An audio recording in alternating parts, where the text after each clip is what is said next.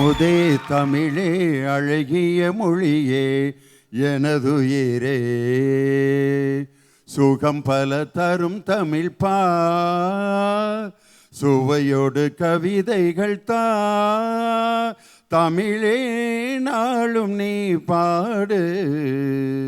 அமுதே தமிழே அழகிய மொழியே எனதுயிரே.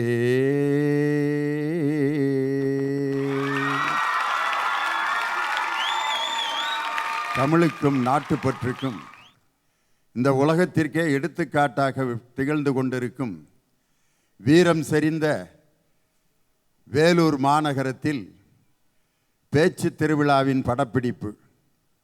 உலகெங்கும் பல திருவிழாக்கள் நடந்து கொண்டிருக்கிறது. அன்பு திருவிழா, ஆசை திருவிழா, பாச திருவிழா, பண்பு திருவிழா, பண்பாட்டு திருவிழா, பிறந்த திருவிழா, திருமண திருவிழா.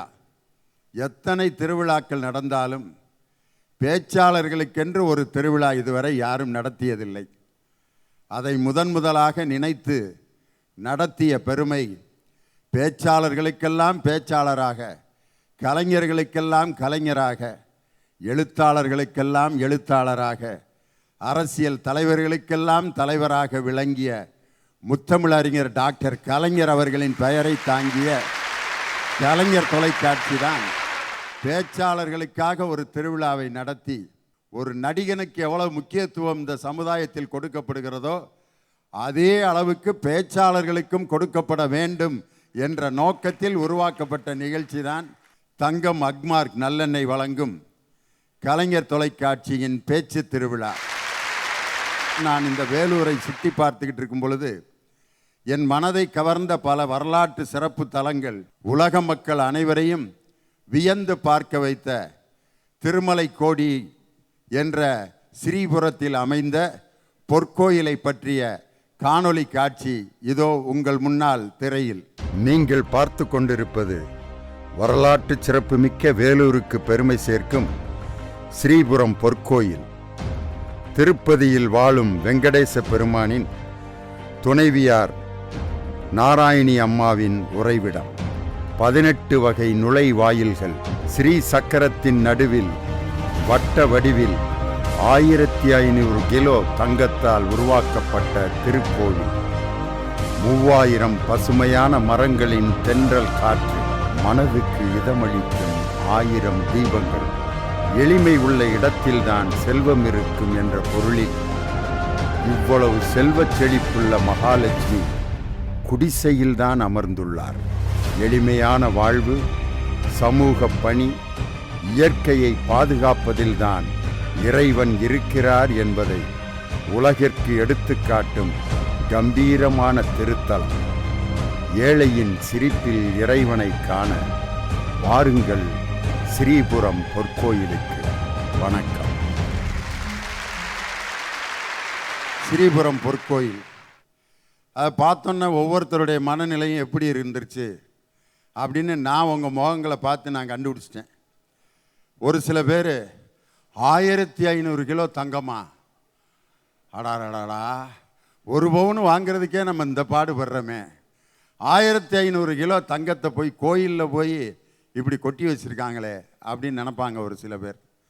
ஒரு சில பேர் உலகம் முழுவதும் இருக்கக்கூடிய மக்கள் இந்த வேலூருக்கு ஓடி வர்ற மாதிரி தங்கத்தால் ஒரு கோயில் செஞ்சுருக்காங்களே, அது நம்ம வேலூருக்கு பெருமை இல்லையா அப்படின்னு நினச்சி பெருமையோடு உட்காந்துருந்துருப்பீங்க. ஒவ்வொருத்தருடைய மனநிலையும் வெவ்வேறு இருக்கு. நான் பொற்கோயிலை நான் எப்படி பார்த்தேன் அப்படின்னு சொன்னால், 1500 கிலோ தங்கத்தை கோயிலிலே கட்டி வைத்திருந்தாலும் அந்த தங்கத்துக்கு சொந்தக்காரரான மகாலட்சுமி குடிசையில் தான் உட்காந்துருக்காங்க. இதிலேருந்து என்ன தெரியுதுன்னா, எத்தனை கிலோ தங்கம் நாம் வைத்திருந்தாலும் மனதில் யார் எளிமையாக இருக்கிறார்களோ அவர்கள்தான் மகிழ்ச்சியாக இருப்பார். நம்பிக்கை என்பது ஒரு மனிதனுக்கு மிகப்பெரிய ஒரு ஆதாரமான சக்தி. நம்பிக்கை இழந்தவர்களுக்கு வாழ்க்கையே இல்லை. அதே மாதிரி நம்பிக்கை இல்லாதவன் நிம்மதியாக இருக்க மாட்டாங்கிறதுக்கு வேறு உதாரணமே தேவையில்லை. பஸ்ஸில் ஏறி ஒருத்தன் உட்காந்தான், ஃப்ரண்ட்டு சீட்டில் உட்காந்தான். பஸ்ஸில் முதல் சீட்டு நல்ல அற்புதமான ஓர சீட்டு, ஜன்னல் ஓர சீட்டு. நிம்மதியாக வேடிக்கை பார்த்துட்டு போகலான்ட்டு அப்படியே சந்தோஷமாக உட்காந்துருந்தான். பஸ்ஸு நல்ல கண்டிஷனில் இருக்க பஸ்ஸு, சீட்டிங்லாம் ரொம்ப அருமையாக கம்ஃபர்டபுளாக இருந்துச்சு. சூப்பர் டீலக்ஸ் கோச், அதில் உட்காந்துருக்கார். காலையில் பேப்பர் எடுத்து படிக்கிறான். முதல் செய்தி, வேகமாக சென்று கொண்டிருந்த ஒரு பஸ் புளிய மரத்தில் மோதி முன் சீட்டில் இருந்த 5 பேர் இறந்து போனார்கள். அவன் பார்க்குறான், ஃப்ரண்ட் சீட்டில் உட்காந்துருக்கான். அவன் உட்காந்துருப்பான்னு நினைக்கிறீங்க? டிரைவர் அப்படியே பார்க்குறான், புளிய மரத்தை பார்க்குறான். போட்டார்னா என்னடா பண்ணுறது, வாசித்த செய்தியே சரியில்லாமல் இருக்க அப்படின்ட்டு எந்திரிச்சு சென்ட்ரு சீட்டில் போய் உட்காடுறான். பேப்பரை திருப்பி பரட்டுறான். நின்று கொண்டிருந்த நகர பேருந்தின் மீது ஒரு லாரி நடுப்பகுதியில் மோதி நடு சீட்டில் இருந்த ஒருவர் துடித்து இறந்து போனார். அவன் சென்ட்ரு சீட்டில் உட்காந்துருப்பான்னு நினைக்கிறீங்களா? நேராக எந்திரிச்சு லாஸ்ட்டு சீட்டில் போய் உட்காந்துட்டான். பேப்பரை பார்க்கக்கூடாதுன்னு பேப்பரை தூக்கி உள்ளே வச்சுட்டான். இன்றைக்கி நமக்கு நேரம் சரியில்லைடான்ட்டு பக்கத்தில் இருக்கேன் பேப்பர் பார்த்துட்ருக்கேன். அந்த பேப்பரை இப்படியே பார்த்துருக்கேன். வேகமாக சென்று கொண்டிருந்த நகர பேருந்தின் மீது பின்பகுதியில் வந்த விரைவு பேருந்து பின்பகுதியில் மோதி பின் சீட்டுக்கு இருந்தவர்களில் கர்மாதிக்கு எலும்பு கூட கிடைக்கவில்லை அப்படின்னு ஒரு செய்தி. அவன் பஸ்ஸிலே போகல. பஸ்ஸில் போக வேணாம்டா, இன்றைக்கி நமக்கு நேரம் சரியில்லைன்ட்டு அவன் வாங்கிட்டு வந்த பேப்பரையும் பஸ்ஸில் போட்டுட்டு இறங்கி நடந்து போனான். நடந்து போனவன் சைக்கிள் மோதி செத்து போனான். என்ன காரணம்னா, அவன் தொடங்குறப்பே நம்பிக்கை இல்லாமல் வாழ்க்கையை தொடங்கிட்டான். நம்பிக்கை இழந்தவர்கள் பயணம் செய்ய முடியாது. நம்பிக்கை இழந்தவர்கள் உணவருந்த முடியாது. சாமியை பார்க்கறதுக்கு வரிசையில் நின்று நெஞ்சை பிடிச்சிட்டு சாகுறானே, அவனை என்ன பண்ணுறது? சாமியை பார்க்கறதுக்கு வரிசையில் கூட்ட நெரிசலில் 3 பேர் மரணம். யாரை பார்க்க? நல்லா இருக்கணும்னு சாமியை பார்க்க போயிட்டு செத்து பணமாக தூக்கிட்டு வர்றான். அவன் நம்பிக்கையோடு தான் போயிருக்கான். ஆனால் அந்த நம்பிக்கை பலிக்கலை. ஆனால் மனிதனுடைய வாழ்க்கையின் ஒவ்வொரு அசைவுகளிலும் நம்பிக்கை இருக்கிறது. அதனால் இன்றைக்கி முதல் தலைப்பு, நம்பிக்கை என்ற தலைப்பை நமது பேச்சாளர்கள் பேசப் போகிறார்கள். இந்த நம்பிக்கை என்ற தலைப்புக்கு யாரை சிறப்பு விருந்தினராக அழைக்கலாம் அப்படின்னு நாங்கள் முடிவு செஞ்சோம். இந்திய மண்ணுக்கு மிகப்பெரிய பெருமையை சேர்த்து காமன்வெல்த் விளையாட்டுப் போட்டியில் 2014ஆம் ஆண்டும் 2018ஆம் ஆண்டும் தங்கப்பதக்கத்தை வென்று தந்த தங்க மகன் என்னுடைய அருமை சகோதரர் சதீஷ் சிவலிங்கம் அவர்களை உங்கள் முன்னால் அறிமுகம் செய்வதில் மகிழ்ச்சி அடைகிறேன். இந்த 6 பேர் நம்பிக்கை என்ற தலைப்பிலே பேசப் போகிறார்கள். முதலாவதாக வருபவர் கேசவன். வாழ்க்கை நம்பிக்கையானது. ஐயா, இந்த உலகத்தில் நம்முடைய வாழ்க்கைக்கு அப்பா, சித்தப்பா, பெரியப்பா, அத்தை, மாமா, தாத்தா, பாட்டி, அண்ணன், அண்ணி, தங்கச்சி, இப்படி எந்த ஒரு உறவுமே கை கொடுக்கலனா கூட ஒரு செய்யுளுக்கு எப்படி எதுகை கை கொடுக்கிறதோ அதே போல நம்முடைய வாழ்க்கைக்கு நம்முடைய நம்பிக்கை தாங்க கை கொடுக்கும். கிருஷ்ணகிரி மாவட்டத்தில் ஒரு கிராமத்தில் ஒரு அம்மா இருக்காங்க. அந்த அம்மா சின்ன வயசுலேருந்து ஒரு வேளை சோற்றுக்கு கூட உணவில்லாத தவிச்ச காலம் இருந்துச்சு. திருமணம் ஆனது. அவங்களுடைய கணவர் தினந்தோறும் குடிச்சிட்டு வந்து அந்த அம்மாவை அடித்து உதச்சி துன்புறுத்தினாங்க. இந்த அம்மா அதெல்லாம் பொருட்படுத்தலை. தன்னுடைய மகன் படிக்கணும் அப்படின்றதுக்கோசம் இன்னைக்கு ஞாயிற்றுக்கிழமை பார்க்காம கூட மீனை விற்று அந்த அம்மா படிக்க வைக்கிறாங்கன்னா அந்த அம்மாவுடைய நம்பிக்கை என்ன தெரியுமா? அந்த அம்மாவுடைய நம்பிக்கை என்ன தெரியுமாங்களையா? அந்த பையன் படித்து நல்ல ஒரு பேராசிரியராக வருவான் அப்படின்றத அந்த அம்மாவுடைய நம்பிக்கை. அந்த பையன் யார் தெரியுமாங்கய்யா? அந்த பையன் யார் தெரியுமா? உங்கள் முன்னாடி இந்த பேச்சு திருவிழாவில் பேசிட்டு இருக்கனே அந்த பையன் நான் தாங்க. பெரும்பாலும் இந்த வயசில் இருக்க பையங்கள்லாம் உங்கள் அம்மா அப்பா என்னையா வேலை செய்கிறாங்கன்னா, எங்கள் அப்பா சேல் டாக்ஸில் பெரிய போஸ்ட்டில் இருக்கார், அம்மா எம்ஏ படிச்சிருக்காங்க, இருந்தாலும் வேலைக்கு போக இஷ்டம் இல்லாமல் வீட்டில் இருக்காங்க அப்படின்ட்டு அவங்க அம்மா கூலி வேலை செஞ்சால் கூட இப்படி டுபாக்கூர் விடுவான். ஆனால் என் தாய் மீன் விற்று என்னை படிக்க வைக்கிறாள் என்று சொல்வதற்கே ஒரு துணிச்சல் வேணும். அந்த தாய் இந்த உலகத்துக்கு நீ அறிமுகப்படுத்தினாலே நீ வாழ்க்கையில் வெற்றி அடைய தொடங்கி இருக்கிறாய். சுதாச்சந்திரன் ஒரு பரத கலைஞர். அவருக்கு இருந்த நம்பிக்கை. ஸ்டீபன் ஹாக்கிங் ஒரு அறிவியல் அறிஞர், அவருக்கு இருந்தது நம்பிக்கை. தாமஸ் ஆல்வா எடிசன் ஒரு அறிவியல் அறிஞர், அவருக்கு இருந்தது நம்பிக்கை. ஹர்னிமா சின்ஹா 2013ஆம் ஆண்டு எவரெஸ்ட் சிகரத்தில் ஏறி நம்முடைய மூவர்ண கொடியை நட்டு நம்முடைய தேசத்திற்கு பெருமை சேர்த்தாலே அவரிடம் இருந்தது நம்பிக்கை. இவர்களெல்லாம் கண் தெரிந்து காது கேட்டு வாய்ப்பேசி 2 கைகள் நன்றாக இருந்து 2 கால்கள் நன்றாக இருந்து வென்றவர்கள் அல்ல. நீ குருடன், நீ செவிடன், நீ ஊமை, நீ 2 கை இல்லாதவன், நீ 2 கால் இல்லாதவன். மாற்றுத்திறனாளிகள் தான் இன்றைக்கு மாற்றத்தை உருவாக்கி இருக்கிறார்கள். சோதனைகளை கடந்து சாதனை படைத்திருக்காங்கன்னா அதற்கு காரணம் அவர்களுடைய நம்பிக்கை தாங்க. ஐயா, இன்னைக்கு திருநங்கைகளின் வாழ்க்கை ஒரு கேள்விக்குறி. இன்னைக்கு திருநங்கைகளை மனிதர்களாக மட்டுமல்ல மிருகத்திற்கும் கீழாக நடத்துகிறது இந்த சமுதாயம். அதை தர்மபுரியில் இருக்கக்கூடிய ஒரு கவிஞன் இப்படி பதிவு செய்கிறான்: நான் கடவுள் படித்த கவிதையின் எச்சம், கருப்பை துப்பிய கழிவின் மிச்சம், நான் சொல்லடி சிலுவையை சுமக்கின்ற இயேசு, நான் உணர்வுகளை தன் கூட்டுக்குள்ளே ஒடுக்கின்ற நத்தை நான், இரட்டை தண்டவாளத்தில் ஓடும் ஒற்றை ரயில் நான், பாரங்களை சுமந்தவாறு பயணம் மட்டும் தொடர்கிறது, சேருமிடம் தெரியவில்லை, செய்தி சொல்ல நாதி இல்லை, படைத்தவன் தான் வழிகாட்டி, பாரம் இறக்குவானா கரம் நீட்டி, வான்மலைக்கு ஏங்கி ஏங்கி வாடுகின்ற பயிரினை போல் ஏக்கம்பள எந்த நெஞ்சில் என்றைக்குத்தான் ஈடேறும், ஏக்கமே வாழ்க்கையென எழுதிவிட்ட ஈசனவன், ஒரு காலை தூக்கி நின்று நடனமிட்ட வேளையிலே இருவாளும் ஓரிடத்தில் வைத்து விட்டான் ஈசனவன், அர்த்த நாரியாய் அவன் அர்த்தமற்ற நாதியாய் நான். இந்த மாதிரி ஒரு கவிஞன் எழுதுகிறான்னா அந்த திருநங்கைகளின் வாழ்க்கை என்னங்க. ஆனால் இவற்றையெல்லாம் கடந்து இன்றைக்கு இந்தியாவின் முதல் திருநங்கை வழக்கறிஞர் சத்யஸ்ரீ சர்மிளா அவர்கள், இந்தியாவின் முதல் திருநங்கை கதாநாயகியாக நடித்த கல்கி சுப்பிரமணியம் அவர்கள், உலகின் முதல் செய்தி வாசிப்பாளர் திருநங்கை அவர்கள் பத்மினி பிரகாஷ் என்று சொன்னால் இவர்கள் எல்லாம் சோதனையை தடை தடை தடை என்று உதைத்து இன்னைக்கு சாதனை படைச்சிட்டு இருக்காங்கன்னா அதுக்கு காரணம் அவர்களுடைய நம்பிக்கை தாங்க. பொருளின் நம்பிக்கை சொல்லில், சொல்லின் நம்பிக்கை எழுத்தில், எழுத்தின் நம்பிக்கை எழுதுகோலில், எழுதுகோலில் நம்பிக்கை கவிஞனின், கவிஞன் நம்பிக்கை கற்பனையில், கற்பனை நம்பிக்கை இயற்கையில், இயற்கையில் நம்பிக்கை மரத்தில், மரத்தின் நம்பிக்கை வேரில், வேரில் நம்பிக்கை நீரில், நீரின் நம்பிக்கை வானத்தில். இப்படி இந்த உலகத்தில் ஒருவரை ஒருவர் நம்பித்தான் வாழ்ந்து கொண்டிருக்கிறார்கள் என்று சொன்னால் பொய்யாகாது. உங்கள் அனைவருக்கும் வாழ்க்கை நம்பிக்கையானது என்று சொல்லி விடைபெறுகிறேன். நன்றி, வணக்கம். வாழ்க்கையில் நம்பிக்கை என்பது ரொம்ப முக்கியம். ஒரு ஆஸ்பத்திரியில் இருக்க நோயாளி, மரணத்துக்கு போராடிக்கிட்டு இருக்கிற நோயாளியை கூப்பிட்டா கூட நீ இன்னும் வாழணும்னு ஆசைப்படுறியான்னு கேட்டால் அவன்கிட்ட இருந்து வர்ற பதில் ஆமான்னு தான் சொல்லுவான். அது மாதிரி நம்பிக்கை இழந்தவர்கள் வாழ்க்கையில் வாழ முடியாது. ஒரு திருநங்கை கூட நம்பிக்கையோடு போராடினால் அவள் சாதாரண மனிதனுக்கு விட சாதனை படைக்க முடியும்னு ஒரு மிகப்பெரிய பட்டியலே கொடுத்தார். அதற்கு அடுத்து தன் கருத்துக்களை வழங்க அருள் ராபின். ஐயா, இன்னைக்கு சின்னவங்கல பெரியவங்கல இருந்து வாழ்க்கைய நம்பிக்கை இல்லாம தான் வாழ்ந்துகிட்டு இருக்காங்க.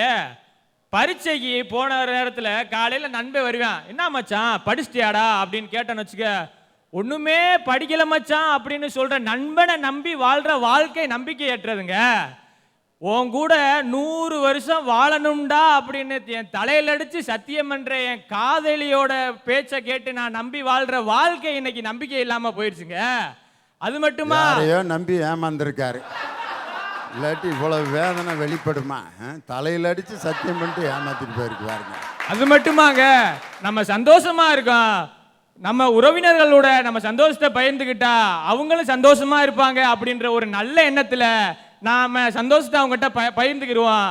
அவங்க போய் மற்றவங்ககிட்ட சொல்லுவாங்க, அடியே அவ பெருமைக்கெல்லாம் நம்ம ஆளாடி, அவளுக்கெல்லாம் இந்த உலகத்துல ஒண்ணு வரமாட்டேங்குது அப்படின்னு மற்றவங்ககிட்ட நம்மளை பழிச்சு பேசுற உறவினர்களை நம்பி வாழ்ற வாழ்க்கையா இன்னைக்கு நம்பிக்கையை தரக்கூடியதா இருக்க போது. அதனாலதாயா சொல்றேன், வாழ்க்கை நம்பிக்கையற்றது, நம்பிக்கையற்றது அப்படின்னு சொல்லி. சரி, நம்ம சோகமா இருக்கோம், அந்த சோகத்தையாவது உறவினர்கள்ட்ட பகிர்ந்துக்கலாம்னு போய் அவங்ககிட்ட பகிர்ந்துக்கிட்டோம்னா பின்புறமா போய் பேசுவாங்க, சன்ன ஆட்டமாடி ஆடுனா அவளுக்கெல்லாம் வேணும்டி அப்படின்னு சொல்லி நம்மளவே பின்னாடி போய் பழிச்சிட்டு போவாங்க. அந்த மாதிரி உறவினர்களை நம்பி வாழ்ற வாழ்க்கையாயா இன்னைக்கு நம்பிக்கையுடையதாக இருக்கு? சரி, படிப்பு நம்ம இந்த படிப்பு படிச்சா நமக்கு நல்ல வேலை கிடைக்கும்னு இன்னைக்கு எத்தனையோ இளைஞர்கள் நம்பி படிச்சுட்டு பட்டதாரியாவும் ஆயிட்டு சும்மா இருக்காங்களே, அவங்களோட வாழ்க்கைக்கு இந்த படிப்பு நம்பிக்கையை கொடுத்துக்கிட்டு இருக்கு. அதனால தான் சொல்றேன், வாழ்க்கை நம்பிக்கையற்றதாகவே இந்த சூழல்ல இருந்துகிட்டு இருக்கு அப்படின்னு. இன்றைக்கு நம்ம பிரச்சனைகளை எல்லாம் தீர்த்துருவாங்க அப்படின்னு சொல்லி ஆட்சியாளர்களை நம்பிக்கிட்டு இருக்க மக்களோட வாழ்க்கையிலே நம்பிக்கை இல்லை. வேற எங்கிட்டயா நம்ம நம்பிக்கை இருக்குன்னு சொல்றது? வெறும் வாய் வார்த்தையில நம்பிக்கை இருக்குன்னு சொன்னா பத்தாதுங்க. இந்த உலக நடைமுறைகளை தெரிஞ்சுக்கிட்டு நம்பிக்கை இருக்குன்னு சொன்னா தாங்க நம்ம 4 பேர் நம்புவாங்க. அதனால தான் சொல்றேன், இன்றைய வாழ்க்கை நம்பிக்கையற்றதுன்னு. வீட்டுக்குள்ளே வர்ற உறவினர்கள் கூட நம்ம மேலே ரொம்ப பிரியமாக இருக்காங்கன்னு நினச்சி தான் நம்ம கூப்பிட்றோம். இப்படி ஒருத்தர் சொல்கிறாருன்னு வச்சுக்கோங்க, நல்லா இருக்கீங்களா, ஐயா கேட்குற, ப்ரெஷர் இருக்குது, அல்சர் இருக்குது, சுகர் இருக்குது. ப்ரெஷர் பார்த்தீங்கன்னா எகிரிக்கிட்டு போகுது, அது வாட்டுக்கு நடக்க முடியல, மூச்சு வாங்குது, படி ஏற முடியல, கைகாலெலாம் விட நடுங்குது. காலையில் எந்திரிச்சோன்னா கிருகிருன்னு தள்ளுதுன்னொன்னே எழுந்து கேட்டவன் என்னத்துக்கு அவன், யோ உன்னையே போய் காலங்காத்தால் பார்த்தேன் பாரு, உலகத்தில் இருக்க வியாதி பூரா உடம்புக்குள்ளே தான் இருக்கும் போல இருக்குன்ட்டு ஓடி போயிடுவேன். யார் எந்த முகம் இன்னைக்கு நம்மை நேசிக்கிற முகம்னு கண்டுபிடிக்க முடியலையே. உள்ளொன்று வைத்து புறமொன்று பேசுபவர்கள் பெருத்து போய்விட்டார்களே அப்படின்னு வேதனைப்பட்டார். அதுக்கு பதில் சொல்லணும், திவிஷா இவர்களோடு பேசுவதற்கு போட்டி போட்டு வந்திருக்கக்கூடிய போட்டியாளரை பார்த்தீங்களா? அப்பா, அது நம்பிக்கையை பற்றி பேச வந்திருக்கு. இன்னும் வாழ்க்கையில் இப்போ தான் 5% தான் தொடங்கியிருக்கு. இன்னும் 95% வாழ வேண்டியுள்ள ஒரு குழந்தை நம்பிக்கையோட மேடைக்கு வந்திருக்கு பார்த்தீங்களா? அதுக்காக அந்த குழந்தைக்கு கைதட்டணும். பேசுப்பா. நம்பிக்கை இல்லையே வாழ்வு இல்லை. கல்வி என்பது நம்பிக்கை, அதை கற்று நீயும் வளர்ந்திடு. காற்று என்பது நம்பிக்கை, அதை சுவாசித்து நீயும் வாழ்ந்திடு. அறிவு என்பது நம்பிக்கை, அதை ஆசானியிடம் பெற்றிடு. நம்பிக்கை என்பது நம்பிக்கை, அதை உணர்ந்து நீயும் வென்றிடு. ஐயா, நம்பிக்கை இல்லாதவர்கள் வெற்றி கனியை சுவைக்க மாட்டார்கள். வாழ்க்கையில் நம்பிக்கை மிக அவசியம் என்பதற்கு எடுத்துக்காட்டு எட்மund ஹிலாரி அவர்கள். அவர் தான் மவுண்ட் எவரெஸ்டை முதல் ஏறியவர். அவர் பல முறை ஏறி முயற்சி செய்தார், ஆனால் தோல்வியை தான் சந்தித்தார். அதற்காக அவர் துவண்டு போகவில்லை. அப்பொழுது அவர் மவுண்ட் எவரெஸ்டை பார்த்து சொன்னார், இன்று நீ என்னை தோற்கடித்திருக்கலாம், உன் உயரம் இதோட முடிவடைகிறது, ஆனால் என் உயரத்திற்கோ முடிவில்லை என்ற நம்பிக்கை தான் அவரை முதல் ஏற்றி சாதனையாளராக மாற்றியது. ஐயா, ஒரு செடி வளரும் போது அதை ஆடு மேய்ந்துவிடும். ஆனால் அந்த செடியை நாம் பாதுகாத்து வளர்த்து விட்டால் அதன் நிழலில் அதே ஆடு ஒதுங்கும். அதுபோல நம்பிக்கையும் ஒரு செடி மாதிரி தான். அதை சமூக ஆடுகள் மேய்ந்து விடாமல் பார்த்து கொள்ள வேண்டும். எப்படி மேய்ன்னு சொல்கிறோம் பாருங்க. இன்னைக்கு நல்லா யோனி ஐயா பாப்பர் நல்லா அழகாக ட்ரெஸ் எடுத்துனாரு. நேற்று துணி கடைக்கு போனேன். அங்கே அந்த அக்காகிட்ட, அக்கா நான் யோனி ஐயா பேச்சு திருவிழாவில் பேச போகிறேன், நல்லா ஒரு அழகாக ட்ரெஸ் எடுத்தாங்கன்னு சொன்னேன். அதுக்கு எங்க என்ன மேலேயும் கீழையும் பார்த்துட்டு, தமா துண்டகிற நீயா பேச போறேன்றாங்க. சரி, வீட்டுக்கு வந்துட்டேன். நான் அமைதியாக இருப்பேன்னா, அதுவும் யோனி ஐயா முன்னாடி பேசுறதுனா சும்மாவா? அந்த ட்ரெஸ் எடுத்துக்கின்னு பக்கத்து வீட்டுக்கு போனேன். அந்த ஆன்ட்டிகிட்டே சொன்னேன், ஆன்ட்டி நான் யோனி ஐயா பேச்சு திருவிழாவில் பேச போகிறேன். அதற்கு அவங்க என்ன சொல்லியிருப்பாங்கன்னு நினைக்கிறீங்க? நல்லா தைரியமாக பேசுமா, சூப்பராக பேசுமான்னு சொல்லியிருப்பாங்கன்னு நினைக்கிறீங்களா? அதான் இல்லைங்க ஐயா, 5வது பட்சம் நீயா பேச போற, அதுவும் அவ்வளோ பெரிய பேச்சாளர் முன்னாடியா? ஏன் ஐயா என்னை பார்த்தா பேசுகிற மாதிரி தெரியலையா? ஏமா, நீ தொடங்கி இவ்வளோ பேர்த்திட்ட கைதட்டு வாங்கிட்டு இருக்கிய, இன்னமா உனக்கு சந்தேகம்? சூப்பராக பேசிட்டு இருக்கப்பா. இந்த இடத்தில் தான் ஐயா சமூகம் என்னும் ஆடுகள் என்னுடைய நம்பிக்கை என்னும் செடியை மேயிருந்தது. ஆனால் நான் மேய விட்டுருவனா? அதை பத்திரமாய் பாதுகாத்தேன். அதனால் தான் நான் இன்னைக்கு உங்கள் முன்னாடி நிற்கிறேன். ஐயா, போகும்போது உங்கள் கூட ஒரு செல்ஃபி எடுத்துக்கிறேன் ஐயா. வாயில் சொன்னால் யாரும் நம்ப மாட்டாங்க. செல்ஃபி எடுத்து ஃபேஸ்புக்லேயும் வாட்ஸ்அப்லேயும் போட்டா நான் வீட்டுக்கு போகிறதுக்கு முன்னாடி எனக்கு 10 ஃபோன் வருங்க ஐயா. செல்ஃபி கொடுக்குற மரியாதை கூட நம்மளுக்கு கொடுக்க மாட்டேங்கிறாங்க. லியோனி ஐயா கூட பேசினேன்னு ஊரில் சொன்னால் நம்ப மாட்டேங்கிறாங்க. ஒரு ஃபோட்டோவை எடுத்துகிட்டு போனால் தான் நம்புகிறாங்க. உண்மை தான். இன்னைக்கு மனிதர்களுடைய சாட்சியெலாம் இப்போ கோர்ட்டில் எடுபட மாட்டேங்குது. சிசிடிவி கேமரா போட்டோன்னா உடனே தீர்ப்பு ரெடி ஆயிடுது. அது மாதிரி ஆகிப்போச்சு. இன்னைக்கு என்ன பண்ணமா சொல்கிற? இதற்கு உதாரணம் தமிழ்நாட்டைச் சேர்ந்த மாற்றுத்திறனாளியான மாரியப்பன் தங்கவேல் அண்ணா அவர்கள் மாற்றுத்திறனாளிக்கான ஒலிம்பிக் போட்டியில் உயரம் தாண்டுதலில் தங்கப்பதக்கம் பெற்றுள்ளார். இதற்கு காரணம் என்னங்க ஐயா? அவர் மீது அவர் வைத்த நம்பிக்கை தான்.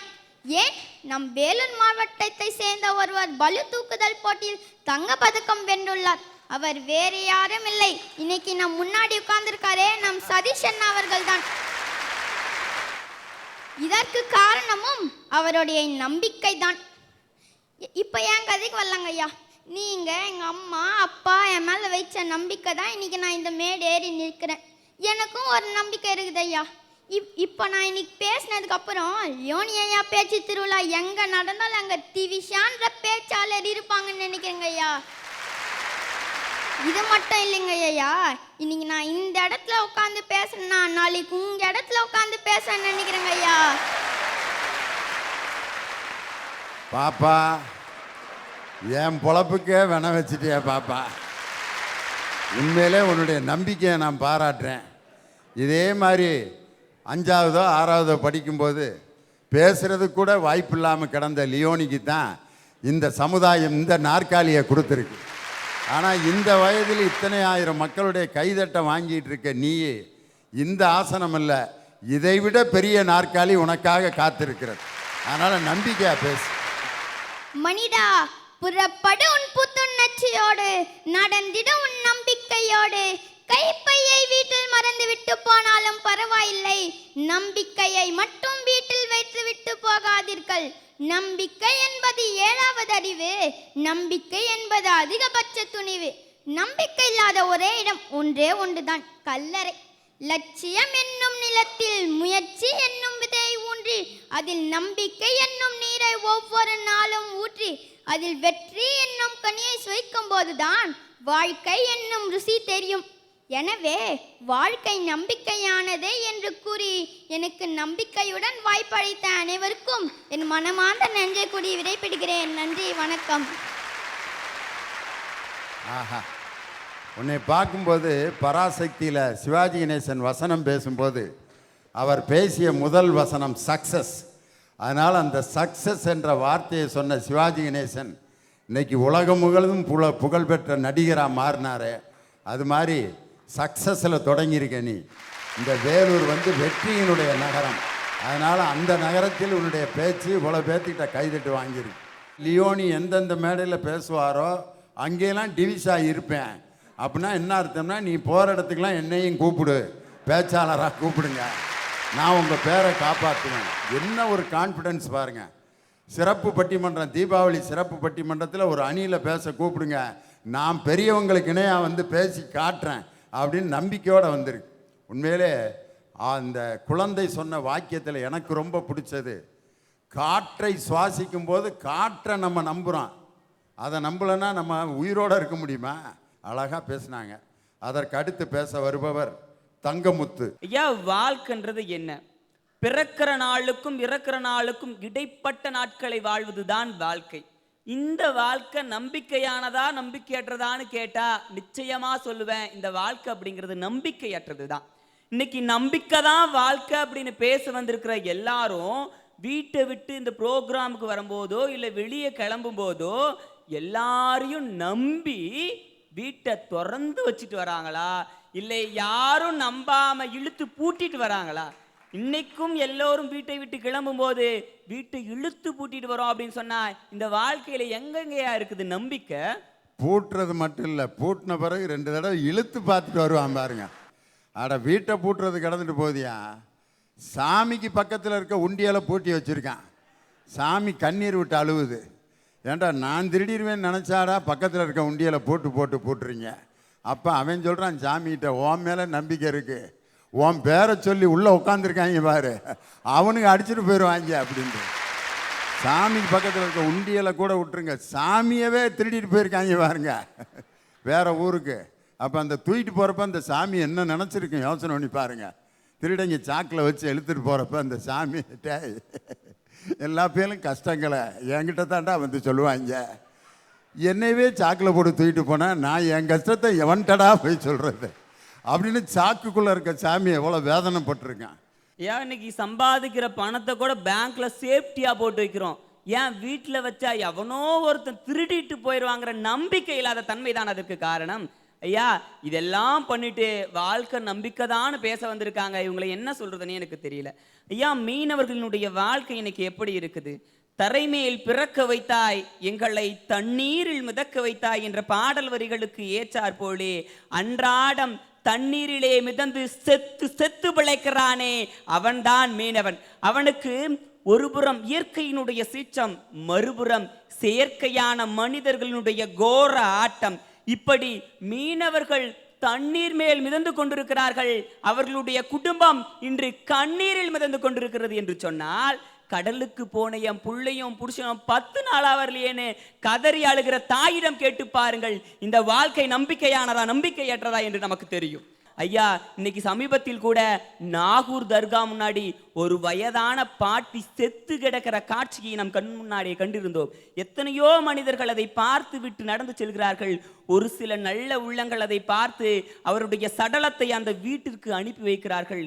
அப்பொழுதுதான் தெரிகிறது, தன் பெற்ற பிள்ளைகளால் கைவிடப்பட்ட நாகை மாவட்டம் மொட்டன் கிராமத்தை சேர்ந்த ஜெகதாம்பாள்னு தெரிஞ்சிச்சுன்னா, இன்னைக்கு அத்தனை உறவுகளும் இருந்து இன்றைக்கு அனாதை பிணமா ஒரு தாய் இருக்கிறானா, வாழ்க்கையில எங்கயா நம்பிக்கை அப்படிங்கிறது இருக்குது? அந்த அம்மா பெத்த பிள்ளைகளை எப்படி நம்பி வளர்த்துருக்கான். நாளைக்கு இப்படி நாகூர் வீதியில் நம்ம அனாதை பணமாக கிடப்போம்னு நினச்சா அந்த தாய் பால் ஊட்டியிருக்கான். அந்த பாலை அருந்திய குழந்தைகள் அந்த தாயை அனாதையாக போட்டிருக்க இந்த உலகத்தில் நம்பிக்கை இருக்குன்னு நாங்கள் நம்ப முடியும். அருமையாக கேட்குறார். ஐயா சிரியா நாட்டில் போர் நடந்து எத்தனையோ உயிர்கள் இன்னைக்கு போயிடுச்சு. அந்த நாட்டினுடைய நிலை என்ன தெரியுமா? எவரேனும் உள்ளோரோ எங்களை காப்பாற்ற, நாங்கள் கருவறையில் கண்ட இருள் இப்போது எங்கள் கண்முன்னே தொட்டு கொண்டிருக்கிறது. உண்ண உணவு கூட இல்லாமல் எங்கள் கண்ணீரும் வற்றி போனதே. மனிதர்களால் நிரம்பி இருந்த வீடே மண் துகள்கள் மட்டுமே மிச்சம் இருக்கிறது. பிஞ்சு குழந்தையை காப்பாற்ற இயலாமல் குழந்தையாய் கதறுகிறார் தந்தை. தாய் தந்தை இறந்தது கூட தெரியாமல் அங்கே ஓர் குழந்தை சிரித்து கொண்டிருக்கிறது. ஆத்தாலும் அப்பனும் அடிபட்டு சாக அனாதையாய் கிடக்கிறோம். குண்டு சத்தங்களில் எங்கள் குமரல் சத்தம் உங்கள் காதற்கு கேட்காமல் போனதோ? சிறந்த நகரங்களை கொண்ட நாடு சிதைந்து சின்னாபின்னமாய் போனதோ? புவிக்கு ஒரு கவசம் கொடுத்த இறைவன் எங்கள் உயிருக்கு ஒரு கவசம் கொடுக்காதது ஏன்? இன்றைக்கு ஊருக்கு ஒரு கல்லறை என்ற நிலை மாறி ஊரே கல்லறையானதே என்று கதறுகிற சிரியா மக்களிடம் கேட்டு பாருங்கள், வாழ்க்கை என்பது நம்பிக்கையானதா நம்பிக்கையற்றதா என்று தெரியும். சாதி மறுப்பு திருமணம் செய்து சாதனை படைக்க வேண்டும் என்று நினைத்த சங்கருக்கு கிடைத்தது சாவு என்கின்ற பரிசு என்று சொன்னால், இந்த வாழ்க்கை நம்பிக்கையானதா நம்பிக்கையற்றதா என்று சிந்தித்து பாருங்கள்.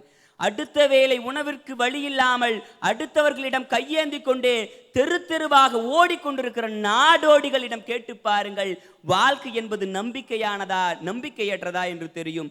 அடுக்குமாடி வீடுகளில் சொகுசாய் வாழ்பவர்களுக்கு மத்தியிலே கூவத்தின் ஓரத்தில் குடிசையில் வாழும் மக்களிடம் கேட்டு பாருங்கள், வாழ்க்கை என்பது நம்பிக்கையானதா நம்பிக்கையற்றதா என்று தெரியும்.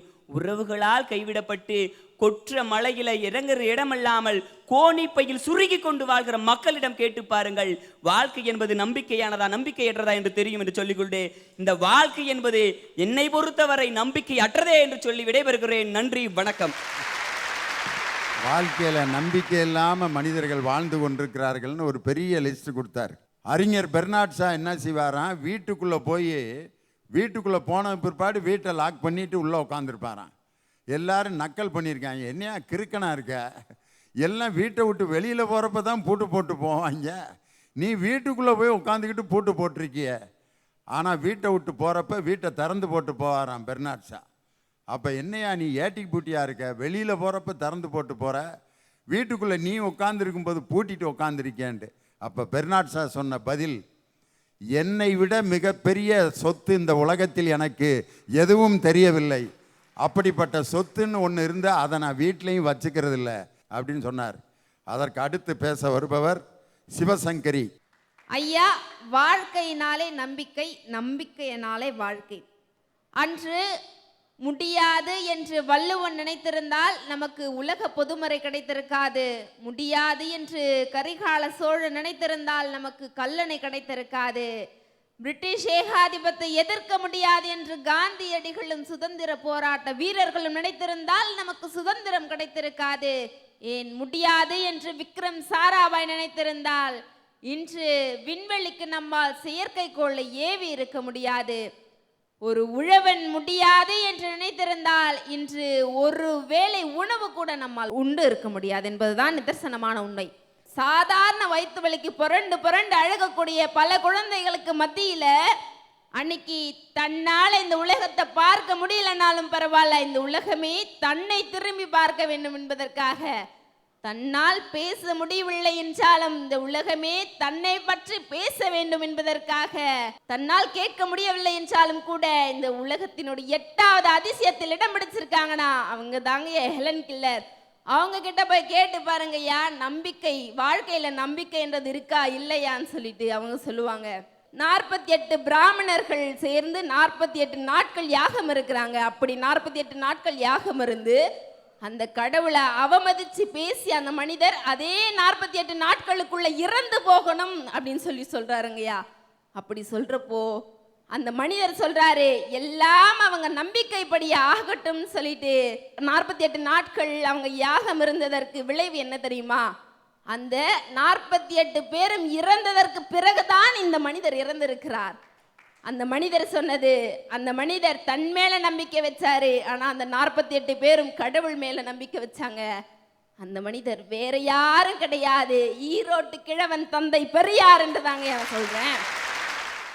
நின்றால் நீரும் சாக்கடையாகும், நம்பிக்கையோடு நடந்தால் அதுவே நதி என மாறும் என்று கூறி வாய்ப்பளித்த அன்பார்ந்த நெஞ்சங்களே, உங்கள் அனைவருக்கும் இந்த சிவசங்கரின் நெஞ்சார்ந்த நன்றிகள். நன்றி, வணக்கம். ஓடி வந்த நீர் ஓரிடத்தில் தேங்கி நின்றால் அது சாக்கடையாகும். தொடர்ந்து ஓடிக்கொண்டிருந்தால், நம்பிக்கையோடு ஓடிக்கொண்டிருந்தால் அது நதியாக மாறும்னு அழகான ஒரு நல்ல சிந்தனையோட தன்னுடைய பேச்சை நிறைவு பண்ணியிருக்காங்க. நிறைவாக நம்பிக்கையை நிறைவு செய்ய வருகிறார் உங்கள் பலத்த கரவொலியோடு ஆஷிகா. ஐயா, வாழ்க்கைங்கிறது என்ன தெரியுமா? கருவறையிலிருந்து கல்லறை வரை நடக்கிற மிகச்சிறிய தூரம் தான் வாழ்க்கை. இது ஜிஎஸ்டி முன்ன வந்த பழமொழி. ஜிஎஸ்டிக்கு பின்ன வந்த பழமொழி என்ன தெரியுமா? கருவறையிலிருந்து கல்லறை வரை நடக்கிற மிகச்சிறிய தூரத்தில சில்லறைக்காக ஓடுறதுதான் மனுஷனுடைய வாழ்க்கைங்க. ஐயா, இப்படி இருக்கிற மனுஷ வாழ்க்கையில நம்பிக்கை நம்பிக்கைன்னு சொல்றாங்க. நிச்சயமா சொல்ற, மனுஷனுடைய வாழ்க்கையில நம்பிக்கை இல்லை. எப்படின்னு கேக்குறீங்களா? உதாரணத்துக்கு ஒரு மனுஷனுடைய பிறப்பிலிருந்து இறப்பு வரையுமே எடுத்துக்கோமே. லட்சக்கணக்கில் உயிரணுக்கள் கருமுட்டையை நோக்கி பயணிக்கிற வேளையில நம்மளுடைய உயிரணும் அந்த கருமுட்டையை போய் சேருமா சேராதாங்கிறது நம்பிக்கை இல்லை. அப்படியும் சேர்ந்தா நாம நார்மல் டெலிவரியில பிறப்போமா சிசேரியன்ல பிறப்போமாங்கிறது நம்பிக்கை இல்லை. அப்படியும் பிறந்துட்டோம்னா நமக்கு நல்ல ஒரு ஸ்கூல்ல அட்மிஷன் கிடைக்குமா கிடைக்காதாங்கிறது நம்பிக்கை இல்லை. அப்படியும் ஒரு ஸ்கூல் கிடைச்சா 10th 11th 12th பாஸ் பண்ணி வெளியே வருவோமாங்கிற நம்பிக்கை இல்லை. அதையும் தாண்டி வெளியே வந்தா நல்ல காலேஜ் நமக்கு சீட்டு கிடைக்குமாங்கிற நம்பிக்கை இல்லை. அப்படியும் ஒரு காலேஜ் கிடைச்சா 3 வருஷம் அந்த காலேஜ்ல அரியர் இல்லாம வெளியே வருவோமாங்கிற நம்பிக்கை இல்லை. அப்படி எல்லாமும் வெளியே வந்து இதுக்கு இடைப்பட்ட காலத்துல நாம ஒரு பையனை லவ் பண்ணி அந்த பையன் கடைசி வரைக்கும் நம்ம கூட இருப்பாளாங்கிற நம்பிக்கையில, அதையும் தாண்டி அவனையே நான் திருமணம் செஞ்சாலும் அந்த திருமணம் டைவர்ஸ் வரைக்கும் போகாமல் இருக்குமாங்கிறது எனக்கு நம்பிக்கை இல்லை. எனக்குன்னு ஒரு வாழ்க்கையில ஏறுற படிக்கட்டு பூரா நம்பிக்கை இல்லாத படிக்கட்டிலேயே ஏறி வந்திருக்கியாமா.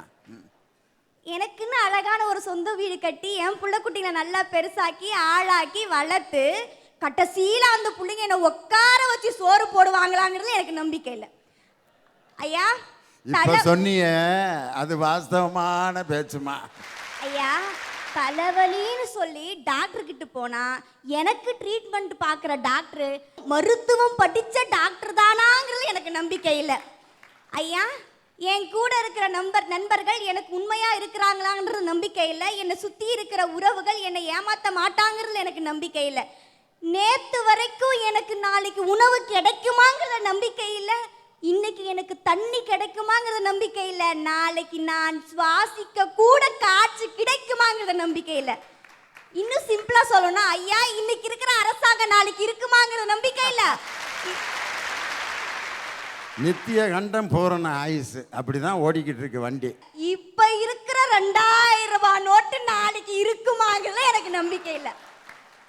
இதையெல்லாம் நான் யோசிச்சுட்டு ரோட்ல நடந்துட்டு போனா நான் முழுசா வீடு வந்து சேருவானாங்கிறது நம்பிக்கை இல்லை.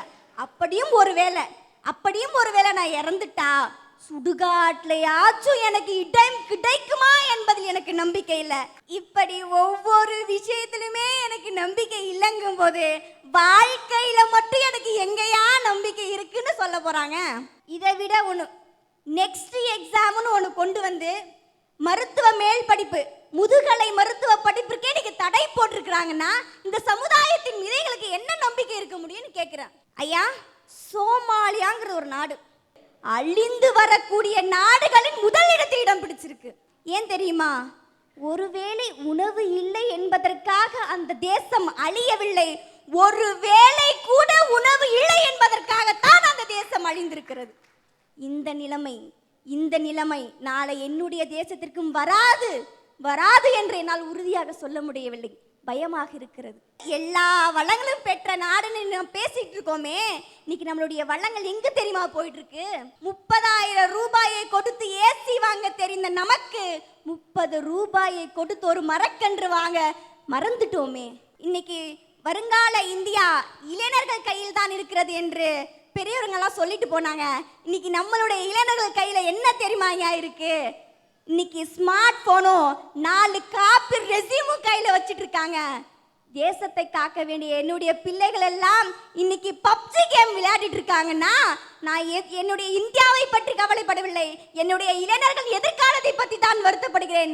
ஆக எல்லாம் தெரிந்திருந்தும் இன்னைக்கு நம்பிக்கையற்ற வாழ்க்கை தான் வாழ்ந்து கொண்டிருக்கோம் என்பதுதான் உண்மை.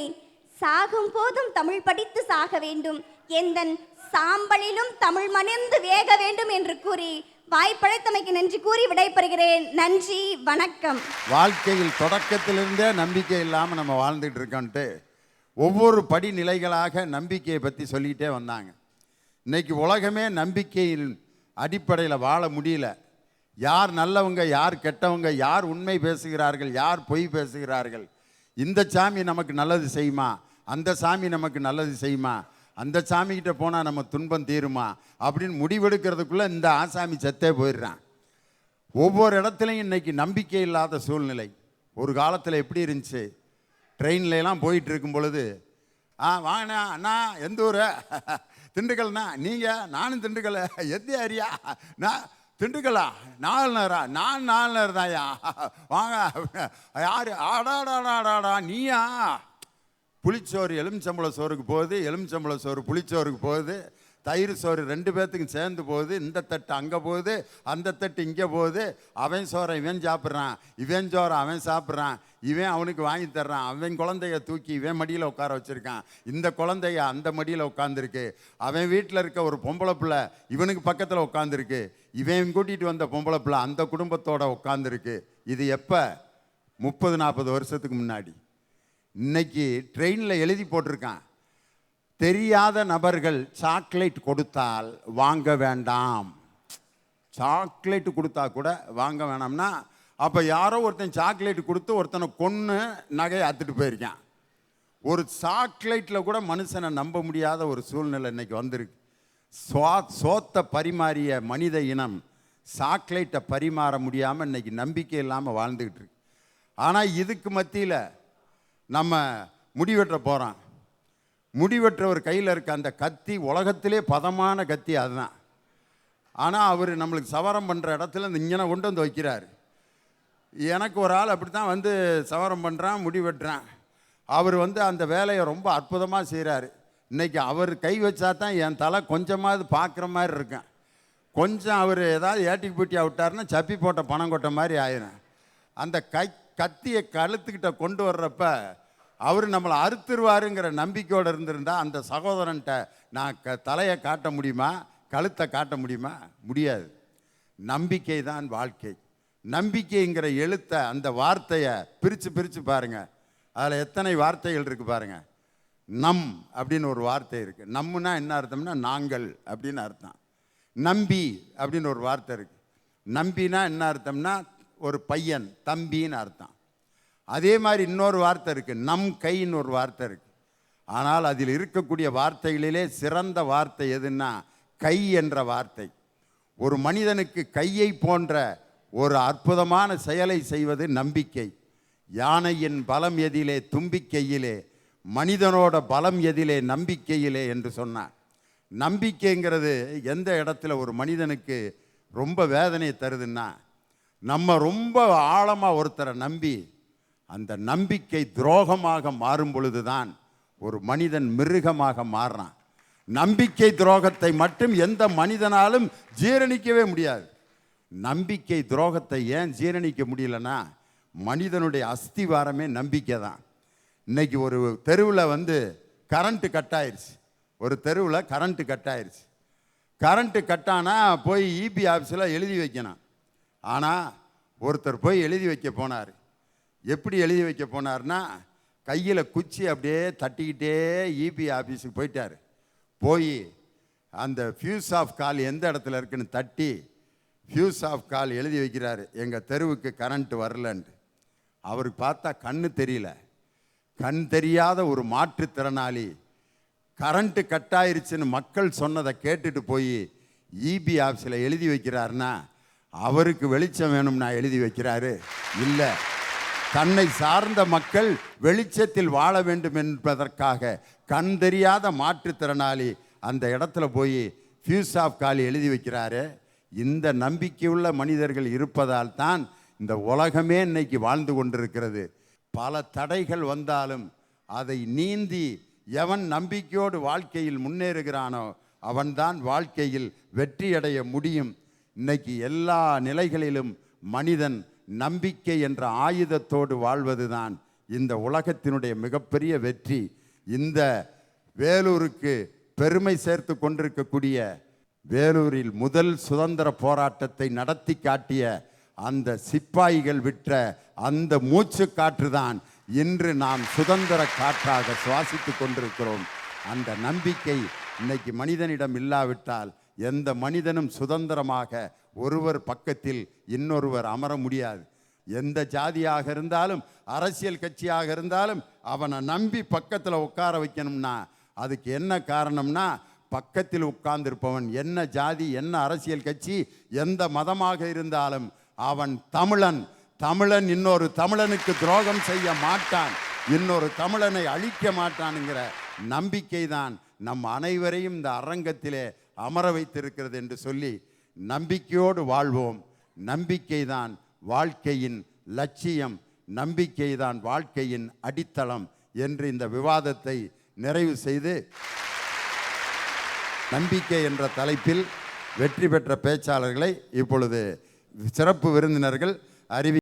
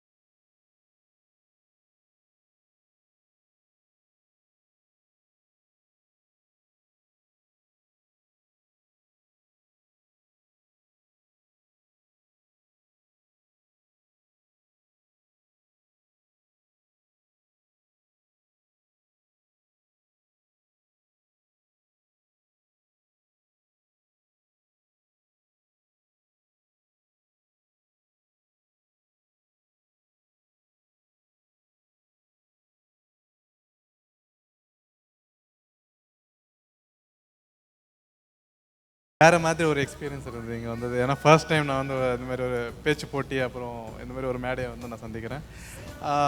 எல்லாம் மேடையில் பார்க்குறது ஜஸ்ட் நான் ஒரு டைம் பண்ணுறது தான் பார்ப்பீங்க. பட் நான் அதுக்காக வந்து பின்னாடி ப்ராக்டிஸ் பண்ணது, அதே வெயிட்டை வச்சு தான் நான் ப்ராக்டிஸ் பண்ணுவேன். கிட்டத்தட்ட ஒரு நாளைக்கு என்னோடய உடம்புல வந்து பார்த்திங்கன்னா ஒரு 2000-3000 கிலோ வரையும் அந்த வந்து லோடு வந்து ஒரு டச் ஆகும் பாடியில். ஸோ அந்த அளவுக்கு வந்து அந்த டைமில் என்ன ஆகுனா நிறைய இன்ஜுரிஸ், அப்புறம் போன் ஃப்ராக்சர் ஆகிடும், மசில் வந்து டியர் ஆகிடும். ஆனால் அந்த டைமில் நான் நிறைய பேர் பார்த்துருக்கேன். சில பேர் வந்து ஐயோ நம்ம முடிஞ்சது, இதுக்கப்புறம் நம்மளால் எதுவும் பண்ண முடியாது. பட் அந்த டைமில் வந்து நம்ம அந்த ஒரு சின்ன நம்பிக்கை, அந்த நம்பிக்கை வச்சுட்டு நம்ம அது வந்து சரியாயிடும். ஏன்னா நம்ம உடம்புல இருக்கிற அந்த இன்ஜுரியோட ரெக்கவரி பவர் வந்து நம்ம நம்பிக்கையில் தான் இருக்குது. ஸோ அந்த நம்பிக்கை வச்சுட்டு நம்ம சரி நம்ம கால் தான் அடிபட்டுடுச்சு, பட் நம்ம வந்து வேறு மற்ற பாடிக்கு வந்து எக்ஸசைஸ் கொடுக்கலாம் அப்படின்னு சொல்லிட்டு நம்ம முயற்சி பண்ணோம்னா கண்டிப்பாக வந்து ஆகும். ஆனால் என்னோட இன்னொரு இது என்னென்னா, நம்ம இப்போது நம்பிக்கை இல்லைன்னு சொல்கிறாங்களா, அதுவும் என்னென்னா நான் வந்து தோற்று போகக்கூடாதுன்னு சொல்லிட்டு அந்த விஷயத்த வந்து நான் நம்ப மாட்டேன். கண்டிப்பாக நான் வந்து ஜெயிக்கணும், அதை தான் வந்து நான் நம்புவேன். இதுதான் என்னோட ஒரு தோட்டம் இருக்குது. வாய்ப்பளித்த அனைவருக்கும் ரொம்ப நன்றி.